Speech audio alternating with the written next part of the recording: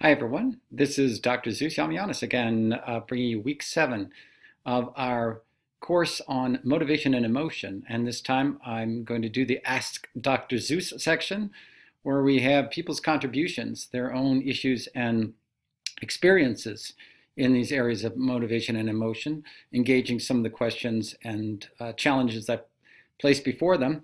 And once again, we have some of the most amazing, thoughtful, introspective, active, imaginative, creative, wonderful contributions that have taught me a lot in looking them over and absorbing them. So I wanted to share some of those. These are contributions from people I have gotten rid of any kind of assignment of names or anything, and identifying information that I can. We're just using these as examples. Now, you as professionals as well as students will be faced with many of these actual stories of people, actual ways that people are struggling and succeeding in dealing with emotion and motivation.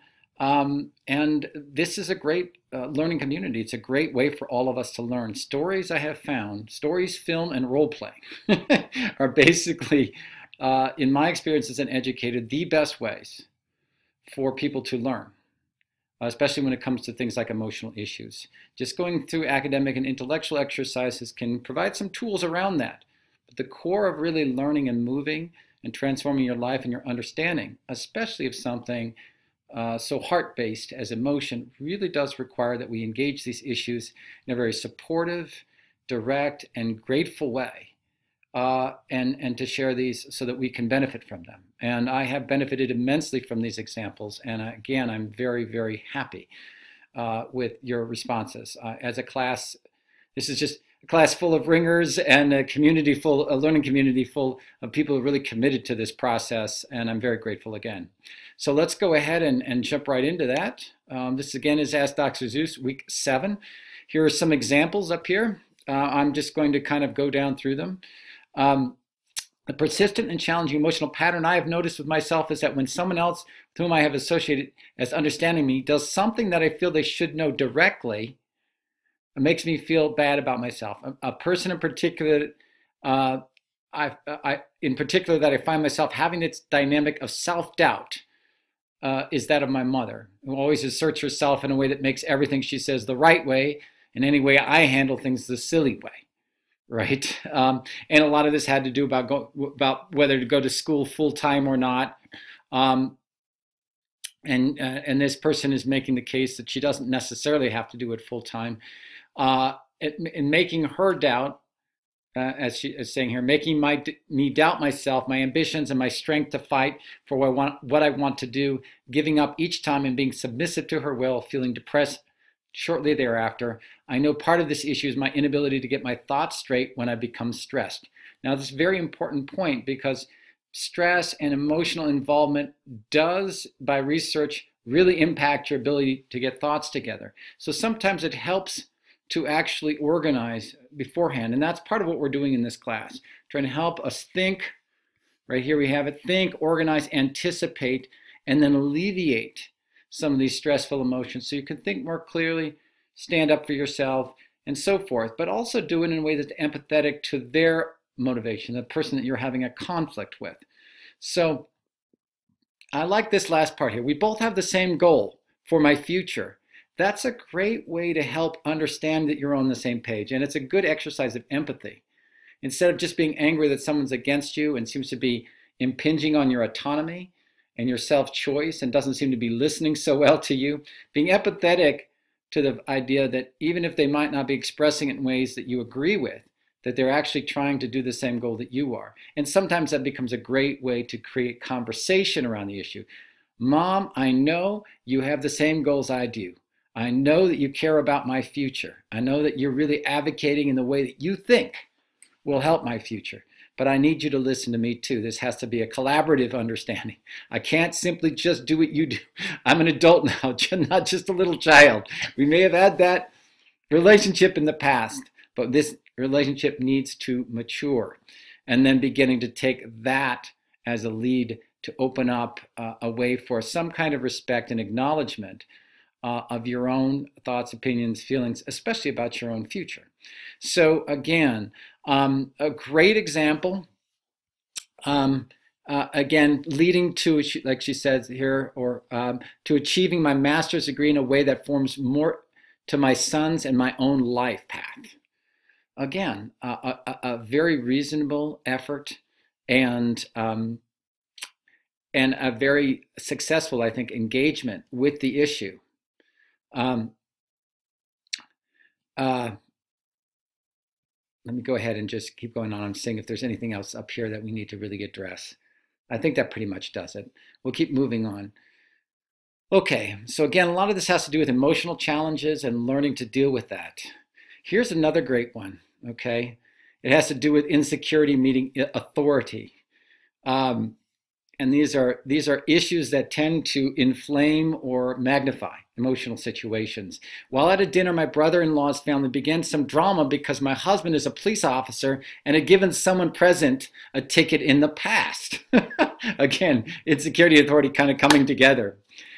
We handled it like adults, and that was when it was over and done with it. However, at the joint shower, another thing came up where they were saying we thought we were better than them, and so on. Okay, so there's this notion of feeling insecure and amplified by some notion of authority and feeling judged, like some people are thinking that they're better.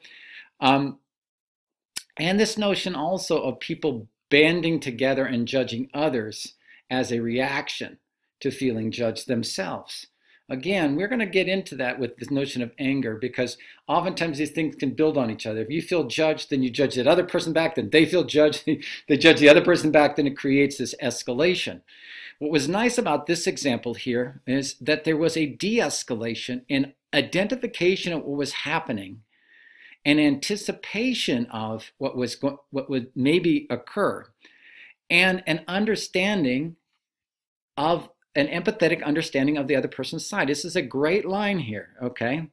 We had already learned this, how these people are. No hard feelings for them, because I do believe, now this is it, in their own way, they were trying to be unified and be there for each other. See, now that's a brilliant, emotionally intelligent understanding. It wasn't just about them being against you or challenging authority, but it was some way of them, in some sense, solidifying their group solidarity, even if it was done somewhat at the expense of a relationship with people outside. So you were able to detect empathetically in here the identification with people inside the group.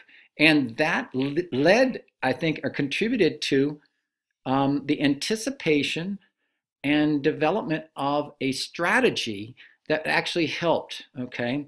By knowing that this was the case, this person here said, we need to keep in mind, I asked everyone to keep in mind that it's the couple's night to enjoy. They're talking about a wedding between these two families, right?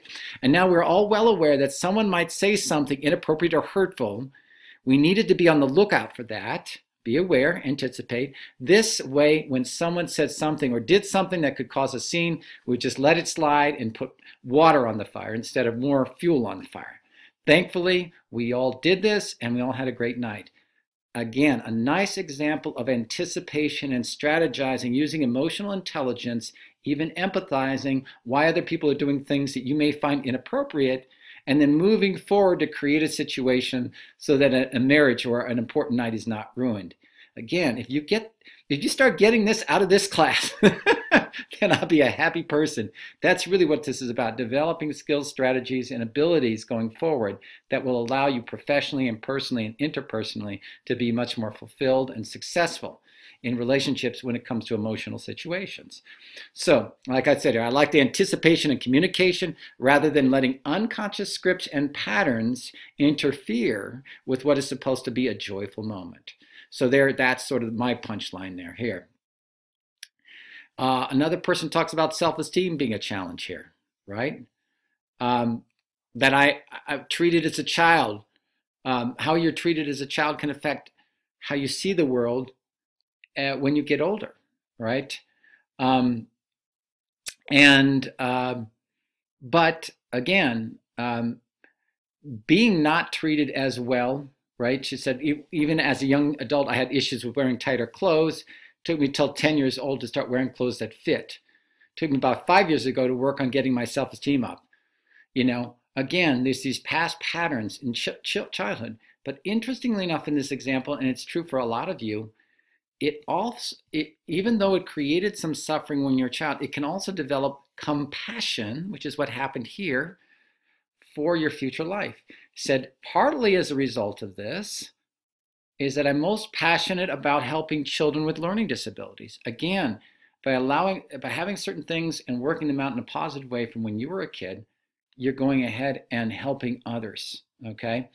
Again, past patterns, even traumatic patterns, can be turned around. They can be reversed into helping people with similar situations. And that's part of what we're trying to go here. In your group presentations, you're going to try to do that. You're going to try to go from the antisocial or more negative emotions, working it toward the more positive ones, as this person did in the example. This other person said, I have struggled from a young age to cope with clinically diagnosed anxiety and PTSD, which is post-traumatic stress disorder, and in every way from romantic relationships to pursuing hobbies. I've always struggled with these disorders right here because my symptoms manifest themselves physically, causing me to lose sensation in one half of my body. Very dramatic example of stress and the combination and the connection between mental states, emotional states, and your body. These things are very connected. This is a great example of that. And now it says this person ended up going into kickboxing. I think this was it, right, Nan? For 6 months, I've been going to kickboxing and felt energized, less anxious, and more confident. Again, this is notion of behaviorism. Treating your body differently, sending a signal back through the mind and through the emotions, and being able to begin to handle that anxiety by using a physical or action-oriented approach. This is a little bit of what we call emotional behaviorism, acting a different way, to think a different way, and to feel a different way. So here's a great one. This person has anxiety in group settings, so I tend to stick to myself or one person that I feel most comfortable with. This even occurs if I'm invited to a social event or get together. But here's brilliant, and this is going to really help you guys in the group presentation, because this person has worked out an understanding and a strategy or an intervention that seems to be working for her. Look, we'll go on here. I really enjoy spending time with my kids and husband. I like to do things as a family and go out and do activities together. It doesn't matter so much that we do as long as we're all doing something together. Okay, again, I said intimacy is established for this person. Once intimacy is established, there seems to be no problem. In fact, it doesn't even matter what you do. It's just being together and being in that familiar, intimate, versus unfamiliar way. Great. See, good emotional intelligence there to understand the situation, to frame it. So here's what I love. I think having get-togethers at our home helps my anxiety since I am in a comfortable place and I'm near the people who can help relieve my anxiety, the people she's familiar with, comfortable with. That's her family. I can also use my kids as a distraction when I need to, if she gets anxious about this, especially since they're still little and can be very needy. I think having some control over the environment we are in and the activities we're doing helps me feel more comfortable and reduces my anxiety. See how nice that is? Nice and succinctly laid out.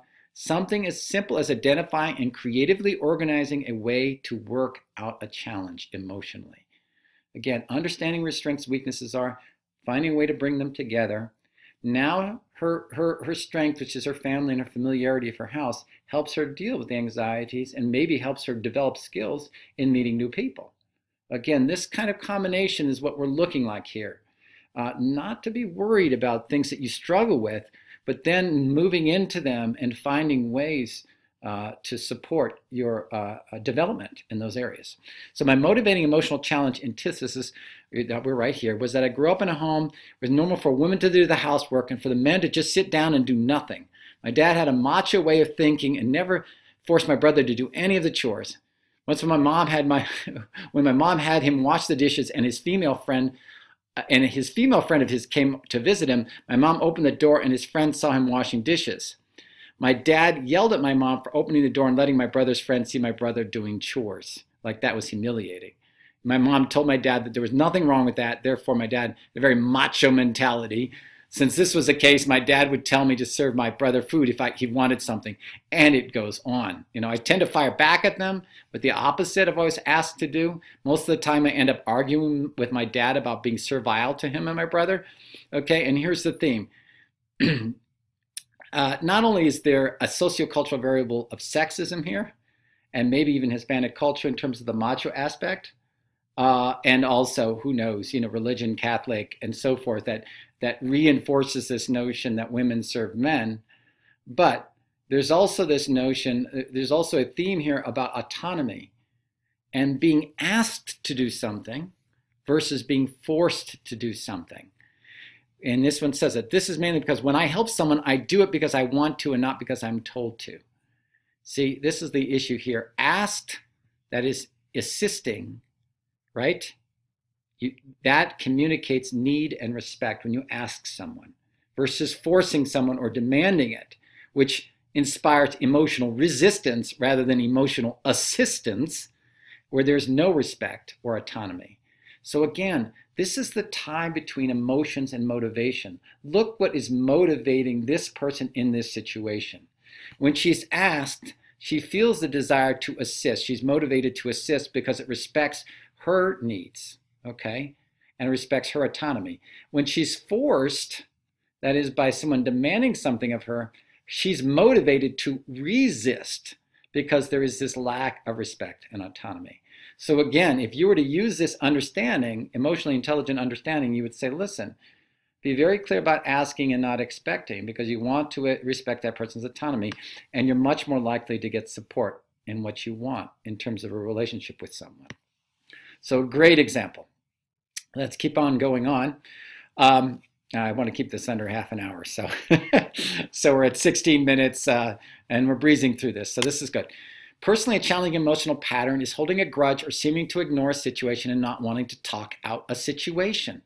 Very common one. This is a great example. I realized that this is a childhood issue because my parents could care less about my emotions or what I had to say at an early age. I was taught to control my emotions, keep them out of the public's eyes, and even when I tried to explain how I was feeling, I was automatically shut down. I yelled and grew angry for a while until I realized it just wasn't worth it. Okay, and then she became resigned. Okay, now as an adult, I don't have that issue. My husband's patient and even sweet when I'm easily angered. Unlike me, he likes to talk things instantly and find a solution. I would say that this is my motivation. Sometimes I find myself thinking how ridiculous my behaviors and emotions seem, but it's impossible to stop them. That's an interesting line there. We could talk about that for a while, but at least it feels impossible to stop them. Okay. Other times I'm able to stop myself and apologize. We now have an agreement. This is the theme here, the strategy, right? We now have a strategy, an agreement in which he leaves me alone for a while and then tries to talk it out. This sort of meeting in the middle has helped me to reflect and open a little more. Great. Again, these are going to be done for your group presentations. You're going to try to do strategies for your group projects here. But look at this. Let's look through it. Recognizing that your emotional pattern was set in childhood, where you were shouted down, okay, and even when you tried to communicate, you were sort of shut down, and anger didn't even work because no one paid attention to you, okay? So that carried through into adulthood. So even when you have someone who is more willing to listen to you, you're still dealing with working out those childhood patterns. So you create an accommodation, finding a time to settle down and be removed from the situation, to go back to those childhood times, and then come back and talk it out, okay? So this again, she said, and as you can see, this is my motivation. Again, we're exploring this week the connection between a motivation and emotion. This is a great example connecting motivation and emotion. And it also develops strategies, right, that show what can motivate a person and be much more constructive, understanding where they're coming from, their pattern, understanding their present situation and their present patterns, and developing ways to work through those. A great example again. Again, all of these are amazing. They're wonderful. I'm not trying to put one above the other here. I often have a reason through my insecurity, the possibility of being abandoned. Again, one of the things we're going to do in these classes of emotions we're exploring is abandonment. So if that is really dear to you, I would suggest you pick that, okay? what's this feeling you have a need for release, right? Empathize with others in need, okay? And this is another one, part of a critical care term, a care team to help people when they are physically at their weakest, okay? What I love again, okay, is how a person is taking something, reason insecurity, for instance, right? And then being in a critical situation that demands that they be very sure and engage the people when they're physically at their weakest. It's helping that person. It's probably also helping the person deal with their insecurity on a certain level, okay? All right, and here's the thesis again. I wonder if in some way my drive to be there for other people is related in part to my sense of feeling abandoned in situations where I needed someone else. Emotionally brilliant statement, very emotionally intelligent statement. Yes, that's exactly right, okay?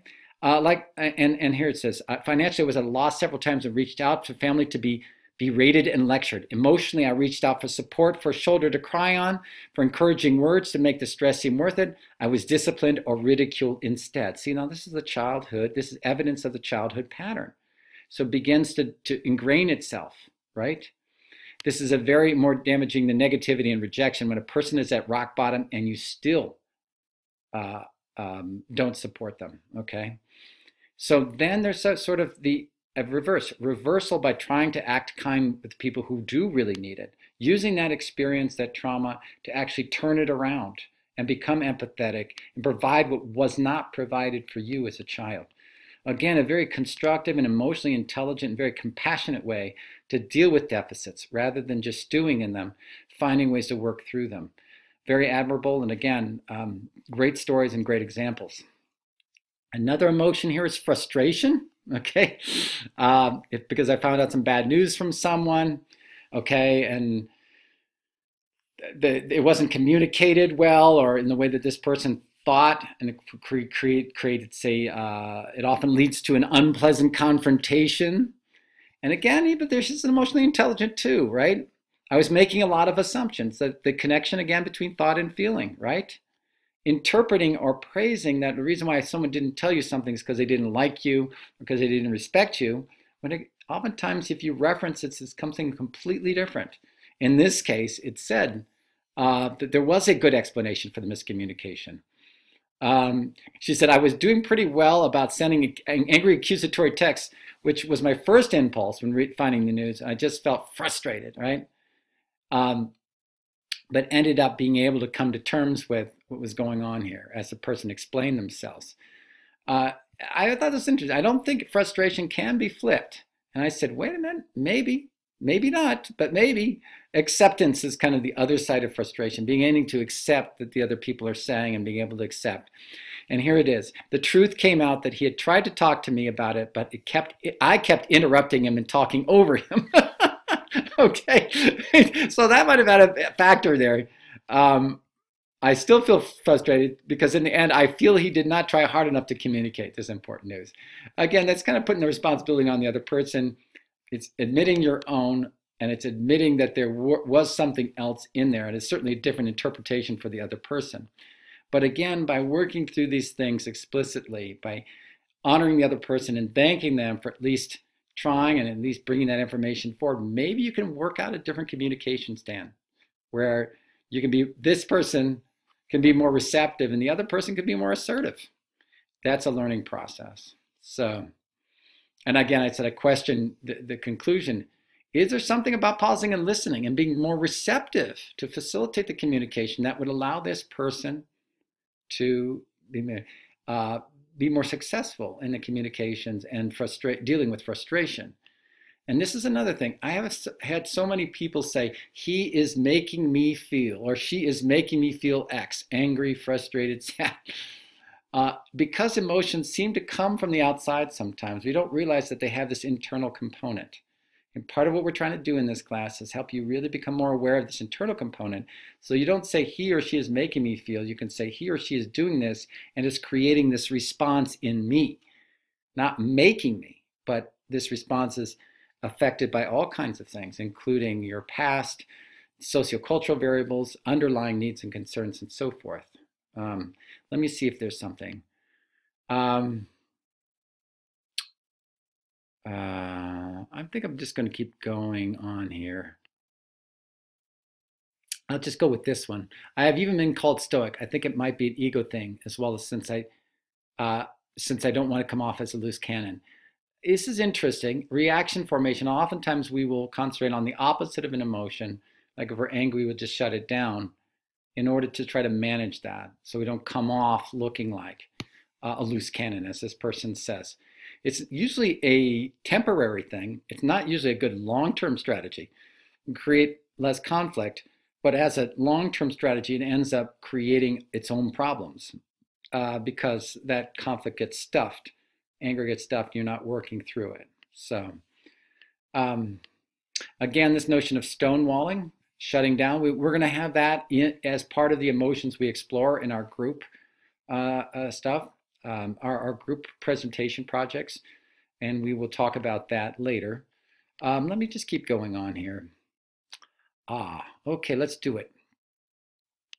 I tend to get discouraged very easily because within my entire family of cousins, my brother and I are the only ones who have attended or attend college. All of my other cousins have chosen to take, quote unquote, take the easy way out, as my parents say, and have gotten straight into the workforce without obtaining a degree first. Since I know the value of a degree and all the sleepless nights and hard work that go into college, I find myself almost looking down on my cousins for their choices. I tend to make small remarks about them not continuing their education by judging their choices. It got to the point where I was feeling that in order to make myself feel better, this is important, about going to school, knowing that it would be worth it, I had to tear them down first. That's an amazingly emotionally intelligent observation. Oftentimes, when we feel a little bit unsure or insecure, we shore ourselves up at the expense of another person by judging them or having contempt for them, right? Now, the neat thing about this example is this was turned around, okay? Until one day, right here, it clicked that all I was doing was spreading negativity and creating negative outcomes, whereas spreading positivity could make for positive results. I had to learn the hard way that not everybody's going to share the same beliefs and values, right? Again, this is the empathetic, appreciative turn, making it go from an antisocial emotion to a pro-social emotion, okay? And I knew I was adding on to someone else's lack of confidence. Each time these negative emotions began to rise, is creating negative emotions in other people, the contempt and the judgment. Instead, by doing empathy and appreciation, the idea is to stimulate positive emotions in others. And that's what this person ended up doing, right? Instead of speaking negatively, I began to look at the positives of their accomplishment.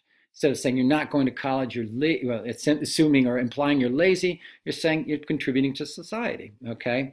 I would, and here it is, I would hate to add into the discouragement. Let's say that person is struggling to make ends meet and struggling to see themselves as worthy because they don't have a college education.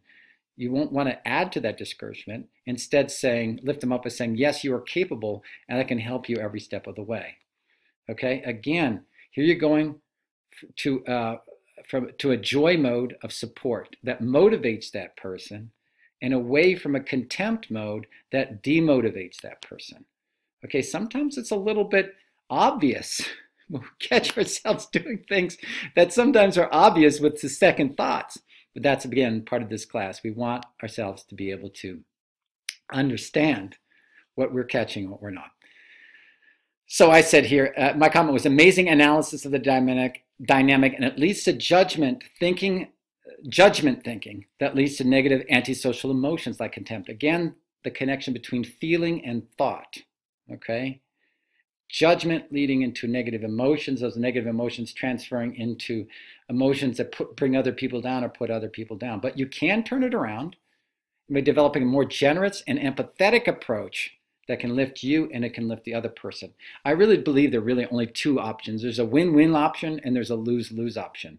Anytime people are looking at win-lose, especially in emotional situations, what you end up going to find is one person putting themselves above another person, stepping on their shoulders. So that person's definitely losing, right? The person on the bottom. The person on the top is also losing too, because you're making yourself more callous, more hard-hearted. You're borrowing sort of energy off your contempt of that person. It's actually degrading your own character. So that's a lose-lose situation, even though it may look like a win-lose situation. Two situations, win-win and lose-lose. I hope you're definitely getting that in this class. Again, the connection of feeling and thought here. I find it to be undesirable because, okay, the strong negative feeling is sadness. Okay, I find the sadness to be undesirable because it's caused quite a hindrance to my life. Sometimes I can't even focus on what's good in my life, and I get bouts of depression, and I can't think straight. Again, perfect example of how feeling and thought come together. With sadness and you're getting down on yourself, it actually chemically interferes with your ability to think. So thought and feeling are very, very mutually influencing each other. And also this too, this notion of regret. I wish I was doing what my other college graduate students were doing now. And reverse, my mother thinks I should be easier on myself instead of blaming myself for a lot of things I have done. Look at this past tense language, living in the past. You can't really control that, right? But you can change your conditions now. And I always encourage people to think in terms of their present situation. And here's the other thing that I want you all to get. And you won't hear this from many people, but I'm going to go ahead and say it. Aren't those past failures also breaking you open? Don't they actually have a positive component? Why not see them as learning steps in windows into your self-esteem? Dwelling on failures as failures rather than simply learning steps would tend to lead to depression. You seem to be really tough on yourself. How does this help?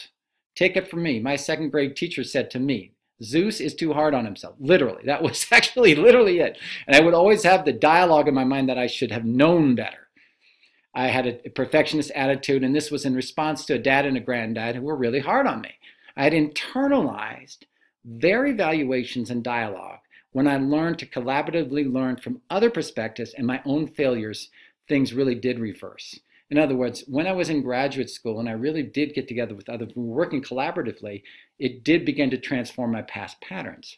Now I had positive incentive to view failure in a different way, to see my own unusual thinking as a gift, and to note that I'm a late bloomer. You're right, this sadness cannot be turned around by a trick of the mind or merely positive thoughts. That some people try to do that. Not going to work that way.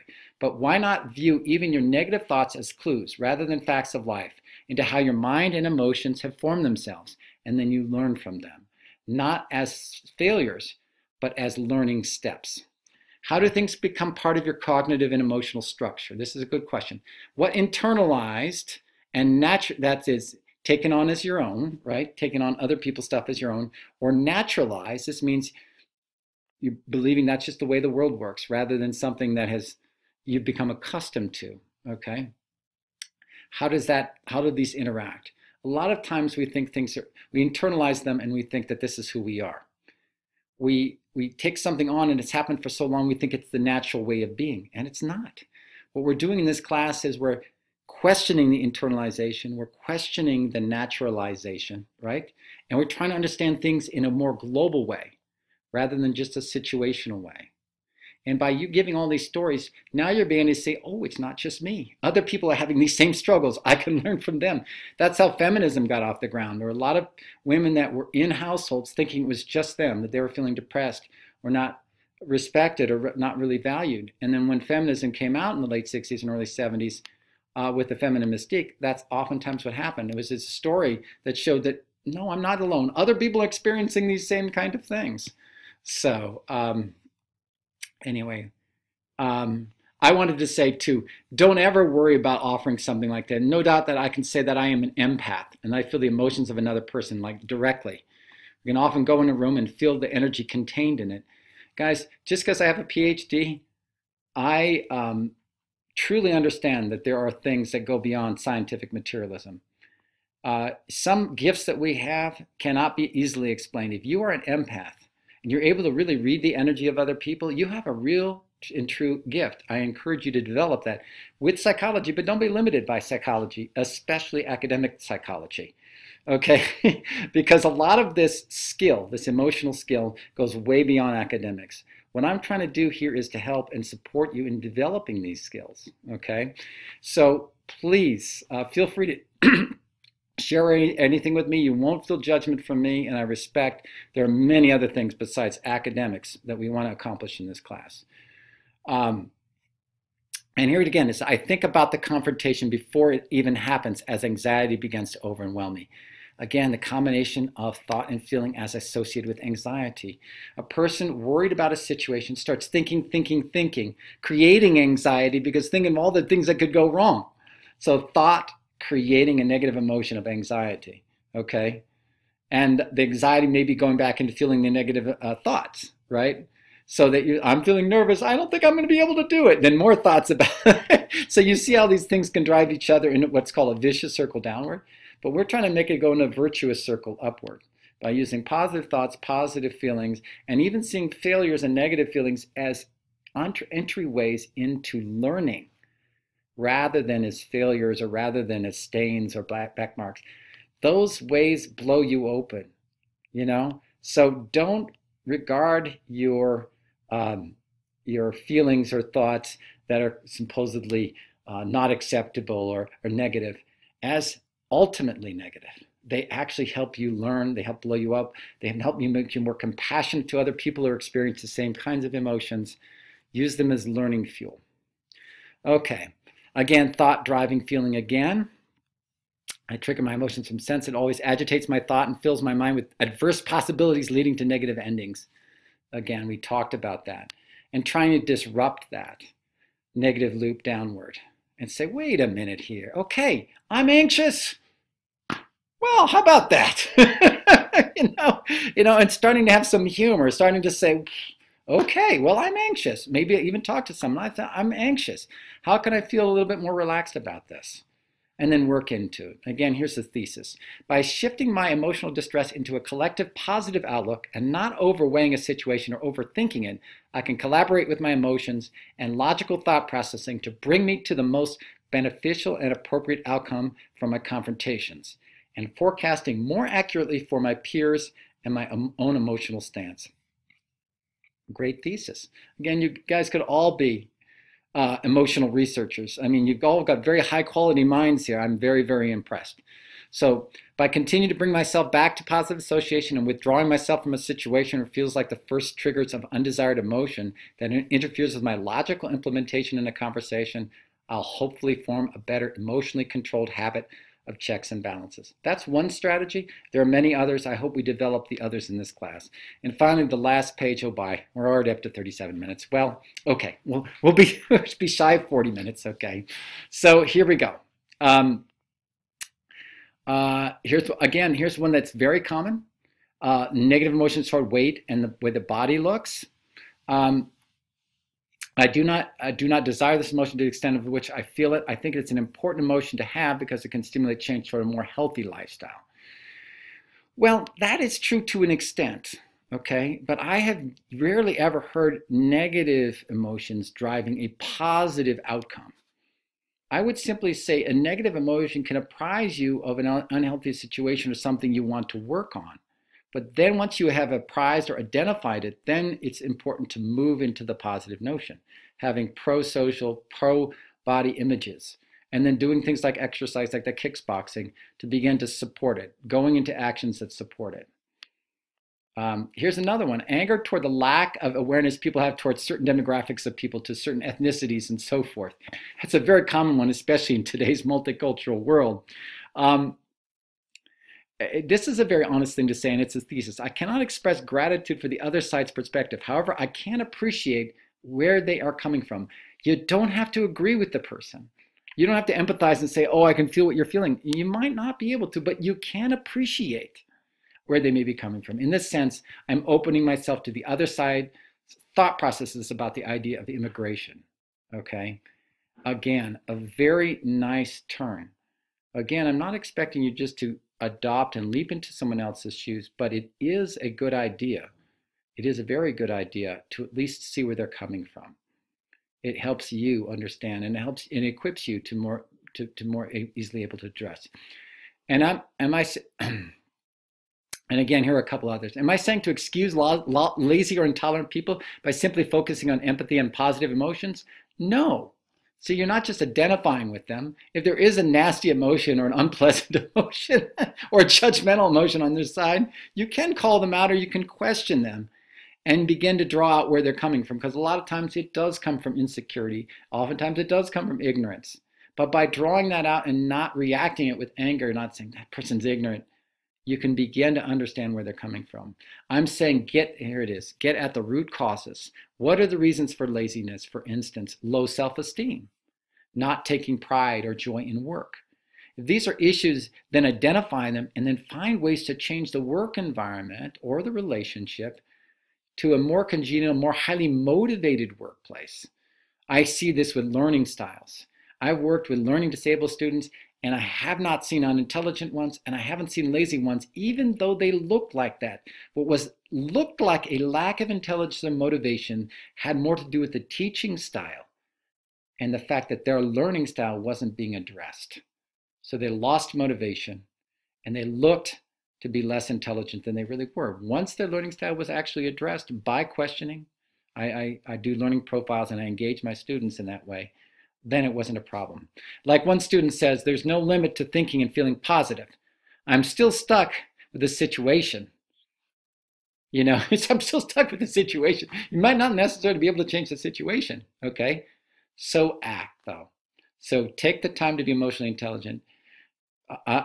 Step back from the situation instead of reacting. Begin to question in an open-minded way the people in the situation, even people you have conflict with, and then begin to strategize on ways to change the situation. This is what's going to help you really begin to contribute in a positive way to changing emotional situations that aren't helpful in your environment. And again, this pretty much concludes this part. But again, I want to emphasize just how emotionally intelligent your remarks have been here.